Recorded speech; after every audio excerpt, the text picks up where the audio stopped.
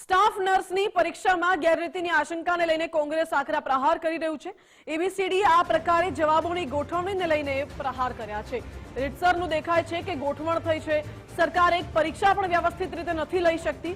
યુવાનોના ભવિષ્ય સાથે ખુલ્લેઆમ ચેડા થઈ રહ્યા છે। તમામ આરોપો મનીષ દોશીએ લગાવ્યા। આ મુદ્દે તટસ્થ તપાસ કરવાની પણ માંગ કરી।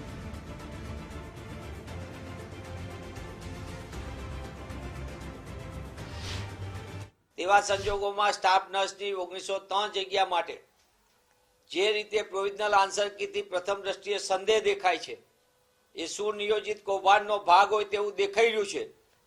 ત્યારે સરકારે થોડી પણ શરમ હોય તો સમગ્ર બાબતની અંદર, કારણ કે એવું તો કોઈ દિવસ પ્રયોગ થાય જ નહીં, એવો સંયોગ પણ ન બને કે બધામાં એબીસીડી પ્રમાણે આવે। 4 અલગ અલગ આન્સર બુકો હોય છે। ચારેય આન્સર બુકોની એબીસીડી પ્રમાણે જો રિઝનિંગ આવતું હોય, લોજિક બેઠું હોય, તો મને એમ લાગે છે કે આ લોજિક પાછળ મોટી ગોઠવણ હોય તેવું પ્રથમ દ્રષ્ટિએ જણાય છે।